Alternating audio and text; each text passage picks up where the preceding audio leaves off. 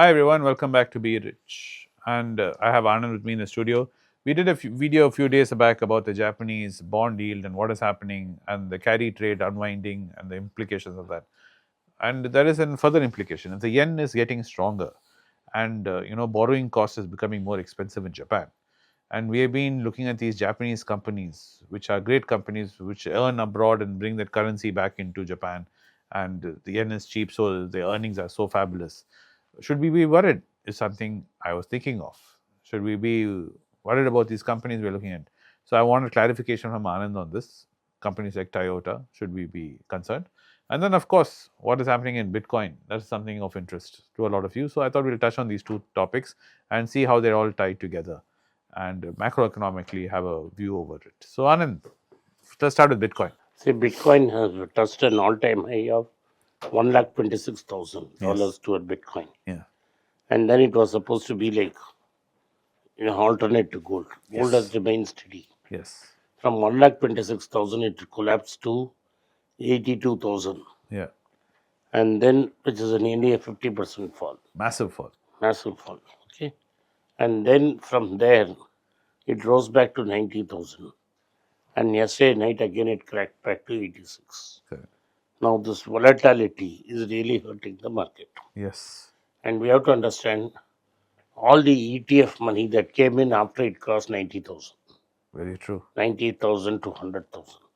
So all these banks which have launched ETFs are losing money. Mm. Then there's a strategy ETF in which you can play a leverage into that. That is down 80% from the peak. So people who put into that have lost a lot of money. And there's a small company in America, which is started as a software company, as only now the company is holding Bitcoin. Correct. Is Become the like a one holding company. it's a holding a Bitcoin. It's become a Bitcoin ETF, and he has leverage to buy Bitcoins. Mm. Now, what is going to happen is if it drops below a certain value, the leverage will be called into it, and his Bitcoins will be liquidated. All these falls have happened because there was some liquidation. Mm. So one thing, and this liquidation is a negative feedback loop. Suppose I have 100,000, Mm. it falls to 90,000, they sell some more. It will fall to 80,000, more margin will be cut. Correct. So this More is feedback, called. Yeah. more is called. So unless this price then stops, this fall is going to be deep. Most of this crypto is built on leverage. Yes. So unless they stop leverage, this is like paying with monopoly money. Yeah. You build one house, two house, three house, all this is monopoly. Correct. Now there is no link between monopoly and the real world. That is supposed to be the stable coin. Yes. So everybody is now rushing, wanting the real money and not wanting the monopoly money. That's what is happening to the Bitcoin market. Now let's look at the other thing. We discussed this about a week back Yes. when immediately when she was giving in stimulus Yes. because the economy was down while inflation was raging. So there was an immediate problem that the yen started to fall. Yes. The Japanese finance minister, another lady, not the yen lady, she said immediately these levels are not appropriate. What the market expects is that the Japanese central bank should start raising rates. They already lifted up from 0 to 0.25 or zero point 0.5. So they are expecting rising rates. Now, in turn, what will happen is the Japanese bonds will become more costlier. And for the last 30 years, people have borrowed in yen Yes. and converted to dollars. Yeah. So that carry trade will begin to unwind, Yes. putting pressure on the markets, on global markets. A lot of Japanese companies like Toyota have huge borrowings. So these rising interest rates will mean two things for them, that the interest rates on their borrowings will go up, and at the same time, strengthening yen could mean lesser sales. But you have to understand, Toyota is the largest car company in the world Yes. and makes cars all over the world, not only in Japan. Yes. In India, they are making it in the Maharashtra Karnataka border. So, and it's a huge balance sheet. It has lots of investments, like it owns 5% of Suzuki, it owns Subaru, it owns a big commercial vehicle manufacturer.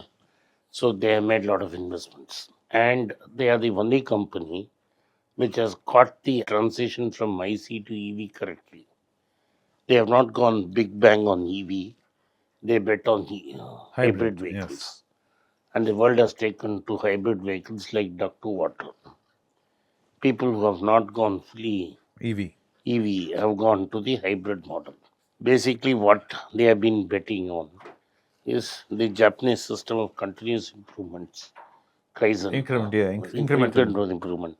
So instead of going from an IC engine to a electric Overnight. motor overnight, they have gone incrementally and gone halfway, and very soon they will go full way.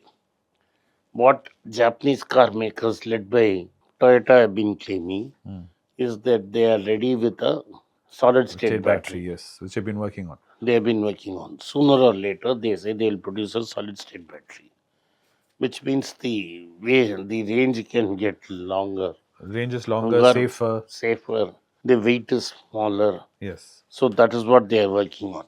Toyota has already said by 2030 they will not make any pure IC cars. Everything will be hybrid or EV. Everything will be hybrid or electric.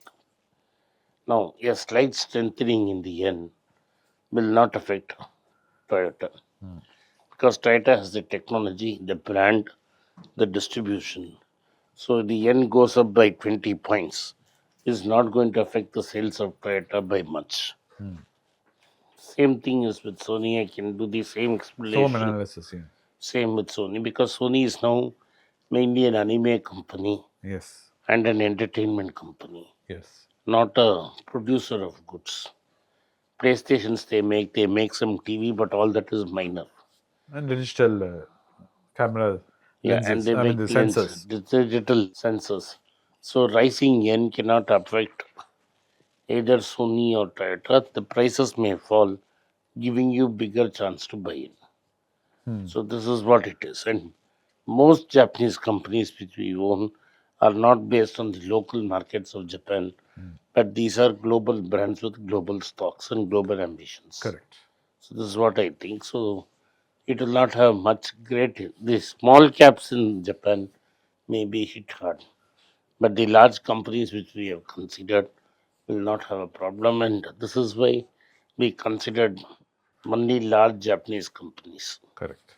And even if the rate falls, the valuations is low, you can make another stab at it. Correct.